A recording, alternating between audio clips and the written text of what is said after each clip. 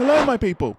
Now, just please ignore the background that we've got going on here. It's a bit of not a great background, but what we do have is a very special video for you guys. So me and Ronov got the pleasure of speaking to Tetra, who is part of the Due Process Revival team. You may have noticed on both myself and his channel that we've actually done a bit of Due Process videos. In fact, if you want to check them out, please check them out on the top right corner of the screen. But we really wanted to talk to the developer, get to know like the process of bringing this game back to life, but also what's the plans, what do they got for the future, and ask any of the questions that you, the community, had. So please sit back, relax, and enjoy what seems to be a podcast style video that we got going on. But before we carry on with the video, please give Due Process a try. We absolutely love playing the game. It's just that good of a game. I have nothing else to say. Let's roll the footage. Hello and welcome. Today, we've got a very special guest. It's me, Ronov. No, I'm joined by Sneaky Thief, my pal, and I'm also joined by Due Process himself. He is Due Process. Literally. Why don't you introduce yourself, Joe? Hi, my name is Joe Brown. I go by Tetra, and I'm currently the lead developer on the Due Process Revival team. Wow. Okay. Notice you mentioned Revival there. Was there like a different team before that then? Sorry, we're getting right into it. Right into it. No, that's fine. I'm ready.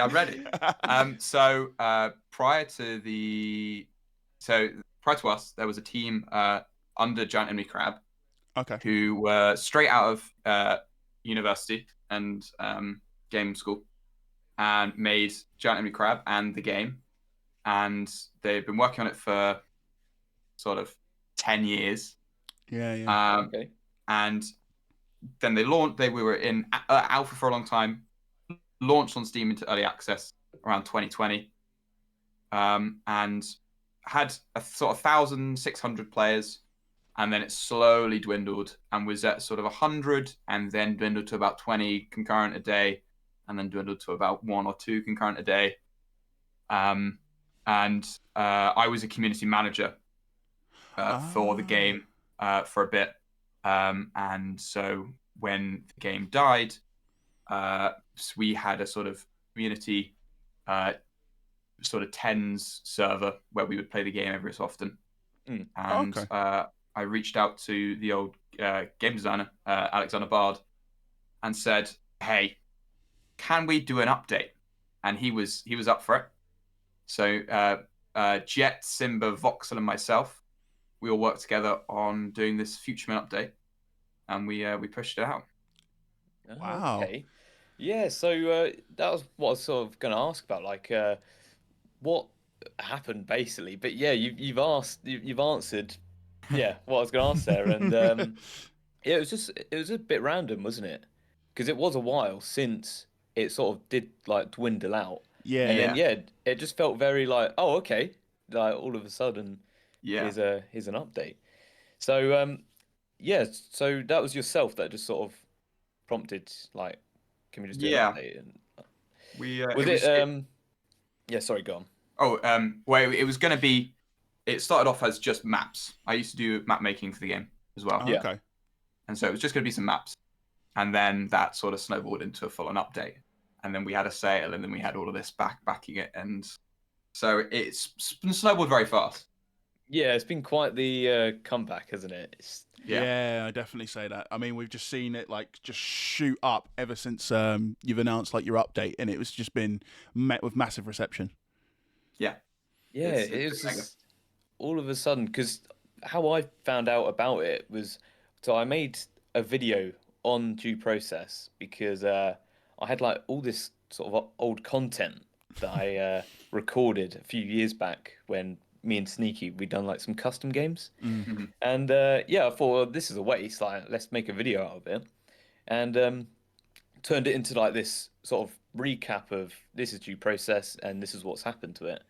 And it wasn't until recently it started getting like comments in like, oh, it's coming back. I'm like, what? Yeah.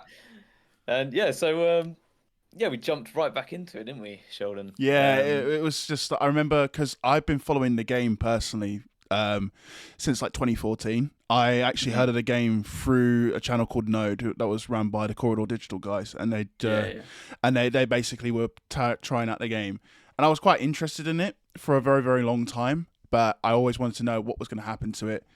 And then I tried to convince Ronov here, or Ben, to try and play the game whenever we could, because this was when the player base was still somewhat active, but it was starting to start dwindling down, essentially. So I wanted to try and get more people involved with the game, and yeah, it was something that we knew there was just like lightning in a bottle for us. It was just such a unique game to play. Yeah, it definitely comes across that to a lot of people. It's a unique experience, I'm sure. Yeah, definitely. How did you like get involved with due process? So you mentioned the developers, just came out of uni. Was you part of that group of people, or did No. you sort of join further along? Yeah, so the original game company was based in Seattle. Right. So they all went to DigiPen, or a lot of them went to DigiPen. And I myself so I got into the game. I was a player at some point, and I got into the game via General Sam's video on the game, and I bought it. And to be honest, I'm going to admit it here. I bought it. Yeah. I then refunded it. I then bought it again. I then refunded it again, and then finally it stuck with me after that. After that second refunding, I thought this is a good game. Steam just said no, you can't refund this. Yeah, Steam were getting a bit upset with me. Yeah, they were like, you need to give it a chance. Like at least play it for a good hour, and then we'll give you your money back. Yeah. But I bought the game, played it, and I got hooked like almost instantaneously. Swapped to it being like my main game. Started making content on it. Not very good content, but content. And there I then was seen by Alexander Bard, the game director, and the community manager at the time, TH Pion. And Okay. picked up as to be a sort of social media content creator person for the company as a volunteer. Okay. And so I undertook that role. And sort of the player base slowly left, and a lot of the other voluntary community managers left, and devs left. And so it kind of turned into being one of 4 community managers, sort of being the community manager. Yeah. Was there any reason for people to start leaving, like just like personal things, or was there any particular reason behind that? There's definitely some like a lot of the devs, they've gone on to work on like 505 games. So I think there's people who've definitely sort of a bit too big for the cage now and left. But I feel like once you see a game that has sort of 100 concurrent players, doesn't need 12 odd people working on the game. So I think that just for people were sort of migrating to other games as they saw that it was a dying game. I had no idea like what to expect. I was just going to get all my info from you in terms of like the team and whatnot. I didn't know if it was just you working on it or it was a whole bunch of people. I went in not knowing anything. So so what's your like background in game development? Because obviously you mentioned that you started as like the sort of content creator, social media sort of guy, and you mentioned you started to make maps. Did you make the maps, or like just do the sort of designs, or like prompt the idea to them? So when I talk about making a map, we have obviously procedurally assisted map making. So we use an in-editor thing that generates like the layout, and as a map maker, we basically place the doors and the bomb to make it a somewhat playable experience. But before that, literally no background in game development. I made some CS maps before, but that was it. And it was kind of a big leap. I can imagine. To like an indie company. Yeah. That's a good jump though, a good leap, as you say. Exactly. Again, you must have had some sort of like joy making maps and whatnot. Oh, definitely. It's pretty awesome seeing specifically maps like being played by players. And the fun thing about G-Process is that the maps in the game are sort of meant to be broken because they're only in there for like a month. So Yeah. Seeing people find just the wackiest spots on maps really sort of makes me think, dear God, and also that's quite cool. I've had no complaints with any of the maps so far. Like, Yeah. there's stuff you can get away with that obviously you wouldn't be able to get away with in most games. Like, I was able to kill someone through like the crack of a door. We love And that. someone pointed that out in one of the comments. They said that was vile. Like, I died to that. I'm glad you're getting called out for that. I'm glad that I felt like a rat. I felt like a rat, but it was satisfying. It was satisfying. But yeah, a side question to both of you, actually. This is an interview to you now, Sheldon. Oh. No.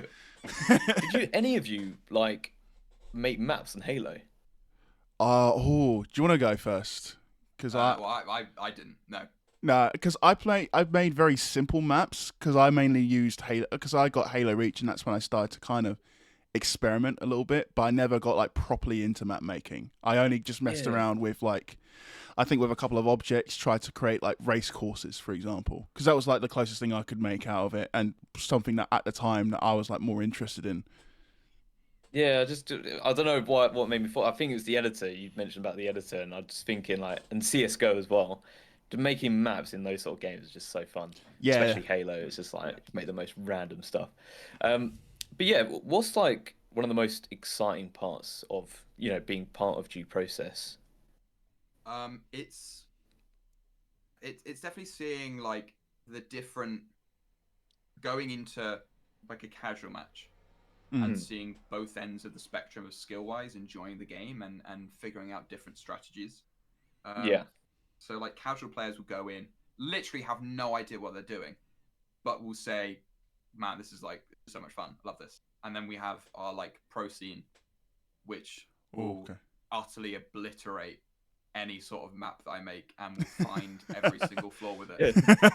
And there's definitely a big spectrum of like of what goes down. Yeah. Yeah, that must be interesting to see like a map you think is like obviously you suspect it's bulletproof basically. But then like the most random thing can come out of it. Do you get that a lot? I People in literally the weirdest spots. every map I make, I go, oh, there's no way they can do that. There's no way they can make that jump. I'll remove these boxes so the jump's not possible. And then they find some workaround and they do some crazy community map. I guess it's you I've got at then. Like on that warehouse map, there was a clip where I jumped on these bins. I tried to get on the roof of the entire warehouse just so I could snipe down below. God, Why are you not letting me do this? Because that was the thing. Ages ago, that was something that happened. Oh my! It absolutely broke every single factory that was ever made. Oh god! So we created some sort of prevention from that. Yeah. Instantly running out of that SWAT van, I was like, I'll jump in these bins. I'll get on the roof. I'm just gonna beat Overwatch. And then I was like, oh, damn it! But then I was sort of thinking that would be mental. That would be just mental. have visibility of everyone. Busted. I just noticed him doing that. I was thinking, I'll just leave him to do whatever. I'm going to focus on the objective. I tried crouch jumping. Yeah. It's like, Ben, you alright? He goes, no, I can't get there. Can't get there. I think that was the map actually. You joined my stream, and you said you were one of the devs, part of the team. I completely thought you was lying. And I was like, oh, that's cool. No, I had some belief. I was like, oh, that's pretty cool. And then you didn't say anything after, and I was like, yeah, he definitely lied. Yeah, sorry, I've been quite busy over the last couple of weeks. Understandably. How dare you just assume that he's not anything like that? How dare you? How dare you stop chatting in my stream? No, that's fair enough. Yeah, I can imagine you've been. I mean, it's been hectic. You mentioned that you worked on due process in the week, and you also done something else on the weekend. Is that just another like little sort of part-time job? Yeah, do a part-time job at the weekends. Okay. which sucks because I'd really like Saturday, Sunday, Monday, Tuesday just to push out maps and do map stuff. So I recently put in my 4 weeks notice. Oh wow! To do that. Oh wow! Fair enough. So I'm mate. really dedicated to the due process grind. Yeah, no, that's fair brilliant. enough. That's like, brilliant. No, that's good. That's good. Yeah, that must have been stressful though. Yeah, obviously doing one thing throughout the week, which is, I guess, even though you enjoy it, it's a job. Yeah. But then on the weekend doing a job as well. Yeah, Sheldon, did you have any questions? I actually do have a few questions. It's more around like sort of the future of the game at the moment, because obviously, like once the game went for like I think it was like 71p here, when it went on a massive discount, the player base shot up, and also obviously people got to realize how good of the game it was. Because, like I said, I've been preaching it to Ronov. I've been preaching it to everyone that's close to me. I've been telling them, please try this game. But what does it feel like just seeing like the rise of players more recently? Because I think now you've broken about 2,000 players, player count. It's been crazy. We made the update being like, if we get like 100 concurrent, we will be happy. Like that'd be great. And then that number started to go up and up and up, and then we beat the all-time record of players like twice in 2 days, which was crazy. Wow. Like 2.1k. Which was never ever to be like seen, which was crazy. So it's been a mental couple of specifically during that sale bit, crazy. Yeah. I was just refreshing the Steam page and the player count just constantly going, come on. So was I, to be fair. As soon as I noticed it was on sale, I was like, please get more people looking at this game. And then we started to just, record some stuff. Obviously, Ronov's done his video's done extremely well, like showcasing the game, and I think the beauty of the game for it, and like the many features. I have a few features that I would like to ask if they're coming in, but before I do, is there like any like big features that you are planning that we can maybe get a tease off that are coming down the line, or is it all on a hush hush at the moment? So every year we've done like an April Fool's Day thing. Okay. And so usually that is maps and funny maps and just for a day. But we're going to do something else that's pretty big, I'd say. That as someone who has watched the game for 14 years, you will appreciate yourself. Oh, okay. So it's going to be quite cool. Other than that, major features are we're sort of still figuring out more sort of minor. Well, not. I'd say they're pretty major. We're looking at implementing overtime. Oh yes. To ranked and sort of making ranked a bit better. So we're looking at reducing the queue times hopefully for people on higher elo. Okay. But stuff like that. We're working on a lot of minor changes that will come in weekly updates, and then hopefully we'll do. Overtime might be a major update thing. We want to do a revamped tutorial. Yeah. Stuff to help out the new players. Yeah, I think that would be really good to have the onboarding process be a lot more straightforward. I think one feature that I would ironically like, because I come from playing Rainbow Six Siege and I love leaning a lot. Would that, and this is just more of a personal question for me, would you ever implement something like leaning into the game at some point, or is that something that's not a main focus? I don't think it'll be a focus, just that's because fine. Then we have to we like the old team, their view was to have ambidextrous aiming rather than leaning. Okay. But I think if we were to do leaning, it would mean that we'd then have to basically rework all of the cover. Oh yeah. That's actually so true as well. Prevent leaning and stuff like that. That's actually so true. That'd be a big thing, because I guess it's just a whole new sort of mechanic as well. It's an element to the game. Yeah. Something I like, but there's more to it that actually makes sense. That's fair enough. But I will also say as well, with the leaning, I've found myself in the game spamming Q&E. You're making trying to pings then. Yeah. Yeah, no, there are times where I'm pinging and I'm like, guys, just ignore that. Oh yeah, I've noticed that. I was like, mate, what are you pinging for? He's like, yeah, that's the wrong key. Sorry, ignore it. I was like, okay, fair enough. No, that's cool, actually. I would like to see an overtime be added, because I feel like there are definitely moments where the game could like decide a winner, for example. For me, would there be another question I have that's a little bit off the cuff? about the process, because you mentioned that there's a pro scene that's currently still taking place within the game. What is your priority when it comes to, like, say, balancing? Is it taking away what the community as a whole does, or what the pro scene does, or do you try to merge the two together? We try and. Oh my gosh. That's fine. Oh my. We try and do a bit of both. Okay. So, for instance, for the Futureman update, we before the Futureman update we had weapon sway, which absolutely killed any sort of like precision gunplay you would ever want, because you'd like walk up and down and your head would bob and the aim would go everywhere. Okay. And so that was a frustration from a lot of players. And so we take into account all the feedback and we sort of figure out, where do we want things to be. So the Dawn, for example, the new gun that we added, the LMG. Oh yeah, that gun. Jesus. Yes. Is that the that's the big old defending? LMG. Yeah, it's the Defender's LMG that's like 70 Yeah. rounds, and you could just it's just it's a brutal gun. It is. But it's we didn't want it to.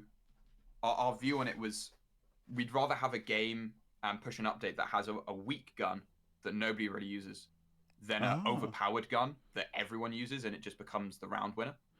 So okay. we kind of made the Dawn a little bit weak. So every sort of week we've been buffing it a bit just to figure out where the nice line is. Okay. Yeah. And so we've been taking feedback from both casual players and the competitive players. And so I think this week coming, we should have the Dawn in a nice spot where it can, take on 1v1s rather than just be the wallbang gun. It must be hard, like, as a dev, to tweak things to being balanced. Like, obviously, this goes throughout all sorts of games, but yeah, as a dev, tweaking these little sort of guns and like mechanics, as you said, with swaying and whatnot, it must be hard because obviously you're going to get comments of people saying, "Oh, this is broken. This is like rubbish." But then sometimes they are just chatting rubbish themselves. Yeah. Sometimes there is actually a gun that is good, but maybe they're just not using it good correctly. with it. Yeah. No. It must be hard to try and filter like feedback like that, right? Yeah. Yeah, there definitely is an aspect to it of people will like, for some reason, randomly, with the new player influx, there were so many people saying that shotguns were bad. Like one of the best guns in the game. Actually take down 5 attackers by itself. You want to know the funny thing is, literally, he said that in the video, and then the next thing I did is I used a shotgun. I was like, "What is he on about?" Like, They're really where good. they're so good. I got a few comments about that. Yeah. You just got to barrel stuff. That's the only thing. I think a lot of people expect them to be like Tarkov shotguns, which deal headshot damage from 70 meters away. But even Siege is can be a bit crazy with shotguns. Yeah, they can be. I think they can be very long range. I think the shotguns in this game are actually quite really good for what they are. You have to be really up close, but they're actually really good in that situation.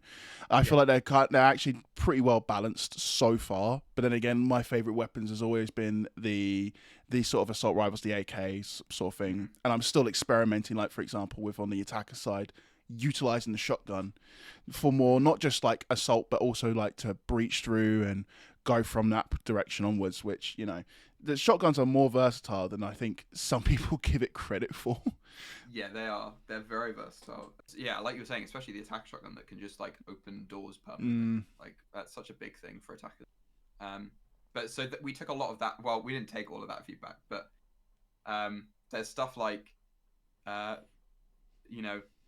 are definitely voices in the community that say guns need buffing and guns need nerfing. But when we do buffs, we look at like the TTK and the stats of it all, and go from there.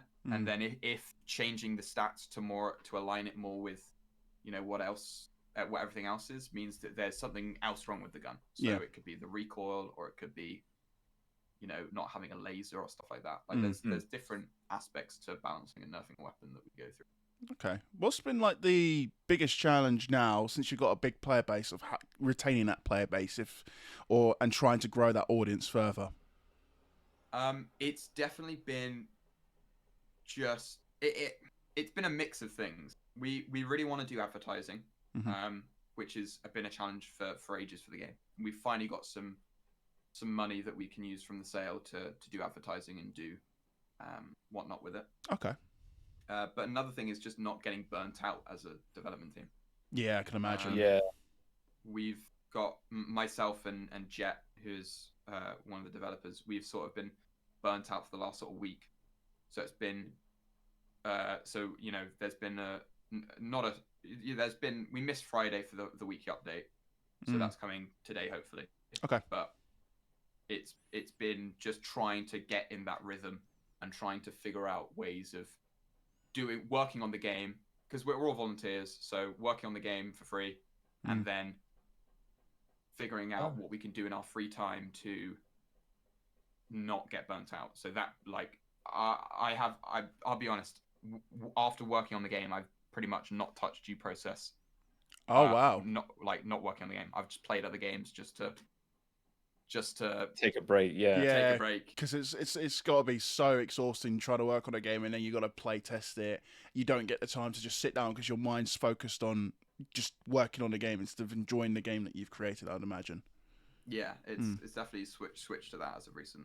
I've always thought about that. Like, do devs play their own games? But it is just like they must sort of have that break from it. It's like artists. Do they listen to their own music? Surely not. Probably some self-centered ones, but yeah. Yeah, maybe. Yeah. I think that's the majority of questions I've got so far. Yeah. Okay. I was just going to say, that burnout. I think a lot of people do struggle with it. It's annoying because obviously you want to just pour everything into something you actually want to do, but then the more you do that, it's like the more burnout you get, isn't it? Yeah. And you don't want to have these breaks, but yeah, you need them. You definitely need them. Agreed. An awful cycle. Yeah. I've got some community questions actually. Great. Wonderful. And one of them you did actually answer before, not too long ago. It was to do with leaning. They've asked when leans, but yeah, again, you said that would be quite a big thing. So yeah, not a focus just yet. Suppressors? Question mark? Ooh. So we have looked at suppressors because they used to be in the game. We used to have oil can and universal suppressors. So oil cans were for defenders. They could put them on guns, and then the universals were for attackers. And you could steal suppressors. Oh, so you could God. steal it and like put it on a knack. That was quite a fun thing. I do like that you can steal equipment. Yes. It's quite fun. We've since then though, because no one on the old team really worked on suppressors, they to compensate for that, they added the Gruber SD and they gave the Black Tar a suppressor. Oh yeah, okay. So they have internal suppressors already, and so we've been talking about suppressors and what if we want to go forwards with suppressors, how do we do it? Because it's that thought of what do we do with those two weapons? Obviously, we can take the suppressor of the Black Tar, but the Gruber SD, like, do we just delete it? What happens then? Like, it's. Do you think it'd be a case where you could have like an option for each gun if you could have like maybe a separate table in like the setup room where you can choose to have a suppressor, but you know, advantages and disadvantages. Like there shouldn't be a scenario where you would just take a suppressor every time. Regardless, I feel like there might be a damage fall off that's greater or something like that. I don't know. I'm just spitballing ideas here. Yeah, it's definitely something to think about because we want to bring back some of the old things that might have been lost over the years of development. Okay. But it's just figuring out how to deal with it more than anything. Yeah, I guess it's, again, balancing is quite a big thing with all that. And bringing anything new, it's just always a worry, isn't it? Yeah. Are we going to ever see better optimization? Now, personally, the game's been it's optimized not run, for me. I've not had any issues. Have you had any like feedback about it running? It's very CPU bound. Okay. So if you have a beefy CPU, you'll be fine. That could explain for us. We have decent CPUs, Okay. And someone else made a video. the what's his name? He does squad videos. He made a video. You would know, Sheldon. Slogs made a video on us. I'd have Okay. to look it up because I can't remember off the top of my head. But he was very nice with our review and said that he's not seen any performance issues, which was quite crazy, or server issues. Yeah. But we do realize that our game is, quite poorly optimized. To do a big optimization, there's a lot of debt from coding debt. So there's a lot of just useless stuff right now in the project that isn't getting used. That's probably taking up some sort of. Okay, so okay. Just going back, making sure the code's up to snuff with what you really need, and just cleaning it up. Yeah, a little spring cleaning. So that's what we love. We're for the feature update when Jet and Simba were doing any sort of code, they would delete a lot of the unused stuff. So it would be that you'd see, it wouldn't be anything dramatic, but you might shave 0.1 of an FPS off or whatever. Yeah. But we'd need to go over with an actual performance engineer and figure out what's going on and how to figure it out. So we're going to try our best to sort of scrape bits off here and there, but it might be that performance might take a long time to be improved. I think it's still just in get a new CPU, basically. Yeah. But I mean, at the moment, the performance is good. Even when it's connecting, for example, we accidentally connected to an NA server, and even then, the response for that was actually a lot better than I expected. I thought there was going to be a lot of ping related issues, but we didn't. Really you told me it was in an American server. Yeah, I know, because I had the ping on, and I was like, yeah, we are, and I was like. Even I didn't feel much of a difference, I was a bit shocked because a lot of games. I noticed it after you said, but yeah, it's weird. It's very well designed, to be fair, considering we were on NA servers by accident, and yet we would still be fine. So I was like, you know what? More props to the guys. Yeah, on that. Oh yeah, sorry. I was just gonna say. Well, no, you say. I was just gonna say that for our servers, it's once you hit 220 ping, it starts to then do the normal lagging thing, but until that number, you'll pretty much only see hit reg issues. Okay, that makes sense. I was gonna say on that, one of the questions actually was, what kind of timeline are we looking at for servers reopening? We're gonna try our best to open them ASAP. We can't open the floodgates all at once. The problem with that being is that if we open them all up, the matchmaker will give because there won't be as many people on US servers or EU servers. I see. Yeah. The times, matchmaker, I guess.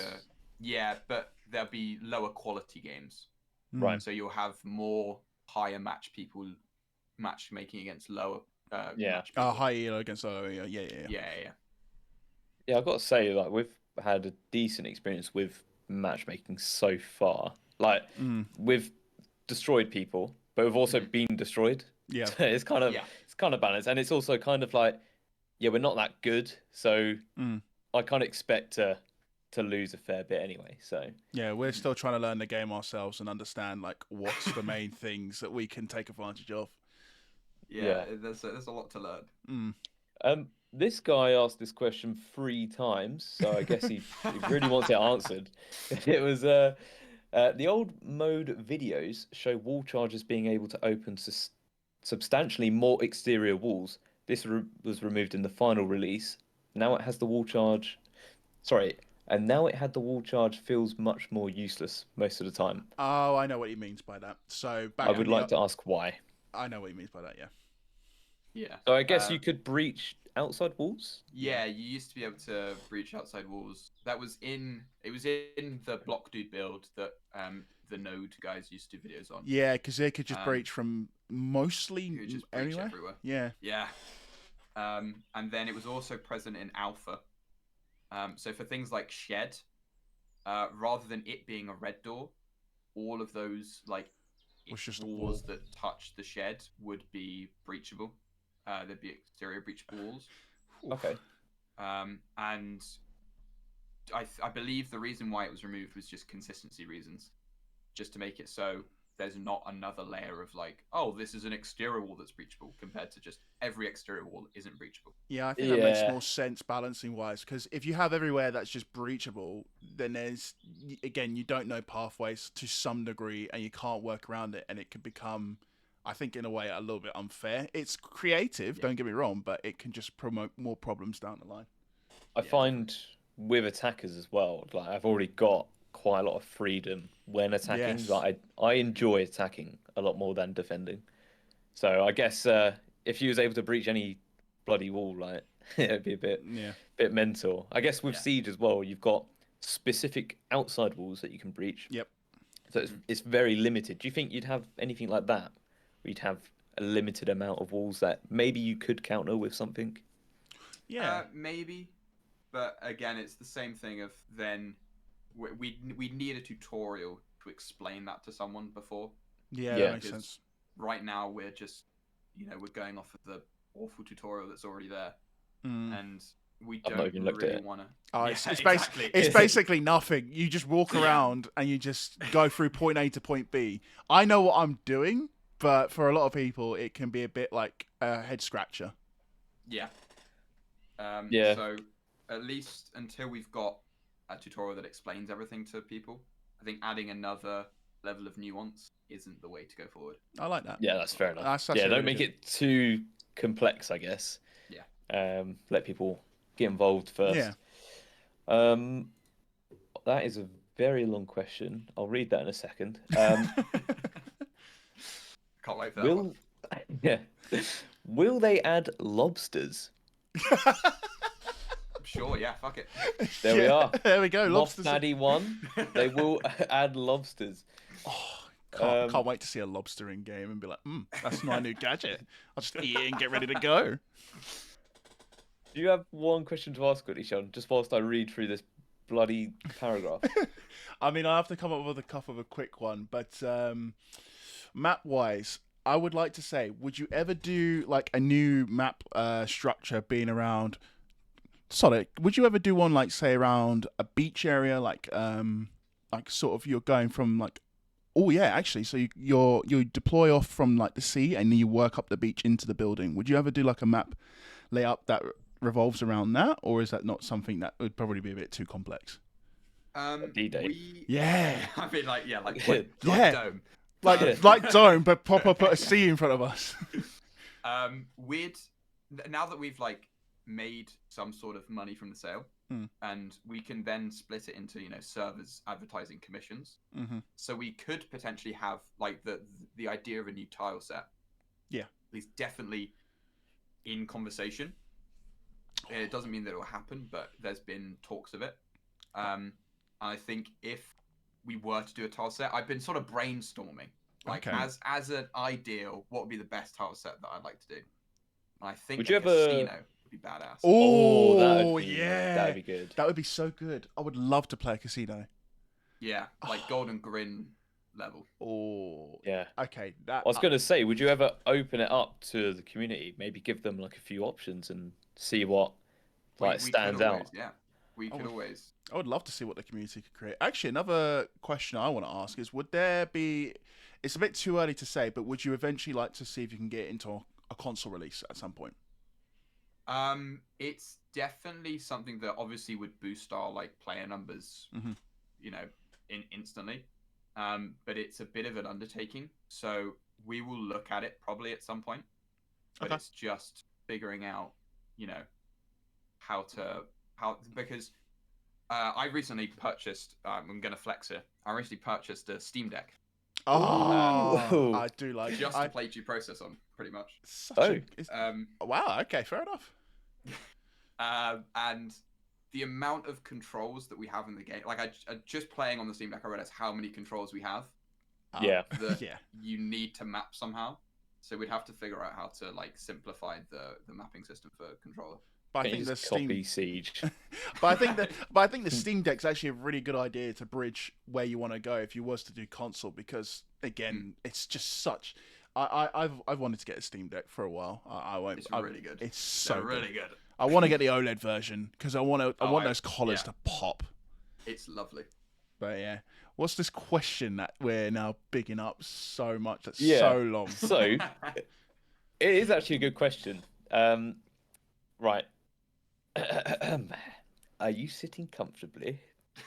Oh, very much so. Please bring it on. Aside from the sudden urge of players to worry about, will you revisit the progression system? Question mark. I feel like the current system copies battle passes from other games, which I often use to try and squeeze out every drop of playtime from users from an already successful franchise. Are you following me here? Yeah. Yep. Yeah. Yeah. Its current status doesn't fit properly with an indie studio of this caliber. I don't blame them for copying it. It's just very out of place and it turns off players, me as well. Wouldn't this be a good place to engage players who aren't into a full completion of unlock systems, but willing to grind into a good, I guess, 30% of it? Okay. Okay. That's an interesting question. Yeah, the battle pass system. I realized this when doing the marketing for it. The word battle pass is very tainted. Yeah, certainly it is. So when we were talking about, oh, we're doing a battle pass, everyone was like, oh, how much is it going to be? And we went, oh, it's free. It's always been free. Yeah. So I can't remember if I think we just called it a free battle pass and didn't change the name of it. But we'd like to, at some point, figure out how to do Steam achievements and how to, and figure out like a way of doing sort of a COD style, get, 20,000 kills with the tub. Here's a skin for it. Yeah, that would be good. Okay. Okay. Yeah, so you'd go down that route. Do you think you'd lock off, like, cosmetic? Oh, yeah, you just said that. Yeah, you just said cosmetics. But along with that, we're going to do double XP weekends in the future. Oh, okay. Oh, that'd be nice. So if you have a 9 to 5 and you hop on for the weekend and you can't grind, there's some double XP for you. That's brilliant. That'd be very nice. That'd be really good. Okay. Yeah, I mean, it's always a nice surprise, like, with battle passes, like you said, it is kind of tainted. But yeah, I've noticed on due process it was a nice free one. They don't expire either, do they? No, they or don't. do they? I think, honest to God, like this has actually been one of the best experiences when it comes to like a battle pass progression. Because I came into the idea thinking, oh, okay, so I've got to spend some extra money, which is fine because I like this game a lot. But when I found it's free, I was like, what? You're giving this for free? All right, I'll do it. 70p. 70p. I'll take. I'll take 5 battle passes. Wow. Yeah. Honestly, it's the amount of customization as well. I would love to see more of where you go with the art direction because at the moment, for the defenders, really cool. I really like the designs for what we're going so far. I would like to see more personally for the attackers. But that's my personal preference, really. No, that's something we want to look at as well, and it's sort of the same vein as the tile set. It's like we have the cash. It's just, it's coming up in conversation like, oh, we could do an attacker pass now if we wanted to, but it's figuring that out. Yeah. Okay. No, I like that. Anything. Would you like introduce any sort of, obviously this is a tainted word as well, but microtransactions? A very tainted word. Very tainted, yes. Not like, I mean, you could do it in a typical way if you buy credits and whatnot, but what about in a different way, I guess, where you can buy like a set of cosmetics, uniforms, whatever, or a special sort of battle pass? Yeah. Microtransactions, we're looking at sort of staying away. Okay. Yeah. Just because we're a paid game. It's kind of like the I don't know if you've played Dead by Daylight. Yeah, I played it. Yeah. That game sucks for its monetary. Yeah, I do agree.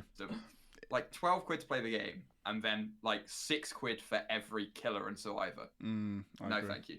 Yeah, I respect that. Crazy. I actually respect that. So if we were to do any sort of microtransactions in the future, like we're looking at obviously we're currently revisiting our pro league and bringing it back to life, and so we're going to try and do it in a really professional way and make it sort of like we want it to be, if someone were to like search up due process, see a really good competitive league that they can join, really professional streams, stuff like that, hopefully get some sponsors for it, but stuff like that. And then if we were to do microtransactions, we would, obviously nothing's final. Yeah. But I feel like doing a doing a Dota 2 Valve style thing where you can Okay. buy like team packs for like Yeah, a major yeah, or yeah. whatever, I know what you and mean. then all that money goes to the prize pool. I think that would be a good way. That would be such a good way, because Siege kind of does that as well. It's something that's actually a successful model, because it's a money that helps towards the growth of the game, but it's not it's not in an egregious way.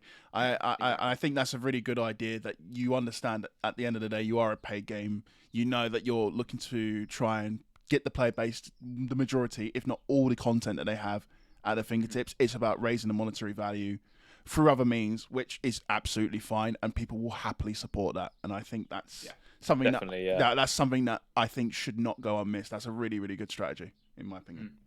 I will say as well, to go on. Oh, well, as in, I was just going to say that we recently released our supporter pack. Yes, I have seen that.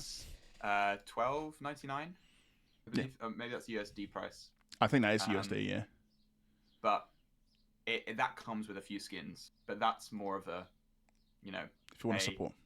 Yeah, if you want to support like the game, Patreon sort of thing. Yeah, exactly. Yeah, makes sense. Yeah, it's our way of doing a sort of a paid thing rather than, you know, gold. Yeah. That's fair. That's fair enough. I was gonna say, you've got a lot of support from the community. I've seen it in the videos as well.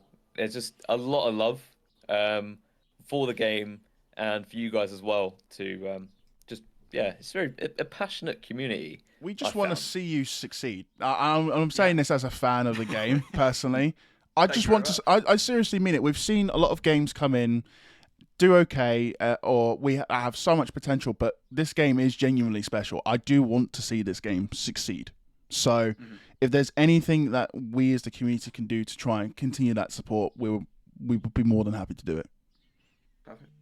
Even just you talking about microtransactions, it's a good sign. It's a very good sign. Thank you very much. I appreciate it. Shall we start asking? I've got some quickfire questions. Quickfire questions. Quickfire questions. Just got to answer them. Just got to answer them as quick as you can. All right. So, favorite game outside due process? Portal. Oh, that's a good answer. I like that one. Like that. What's your favorite tile set? A dome. The best Don't moment. pick favorites. Don't pick favorites. Okay. Best moment in development for the game. Adding the new battle pass. Damn, he's just on it with those ones. Okay, fair enough. The battle pass. Feature you'd like to add. Sorry, what was that? Feature you'd like to. It is lagging, isn't it? Am I lagging a little bit? It has lagged a little bit for me. Feature you would like to add to the game at some point, just off the cuff.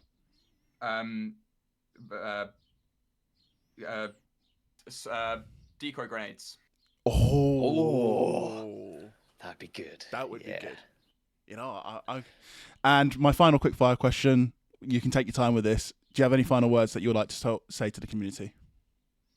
Thank you very much for playing. The game as of recent has been great. It's been wonderful to see all the players. We appreciate all your support.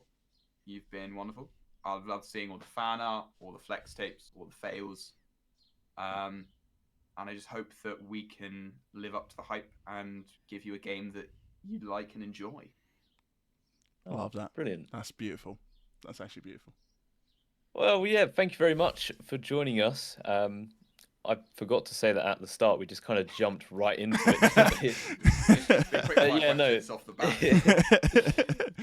bat. But honestly, thanks for joining us today. And I think, even just having this chat as well, it shows that, you guys, you got some love for this game, you want to put in the we do. We love it. We love it.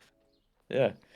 Okay. Well, thanks for tuning in. Thanks for watching the video. Like and subscribe.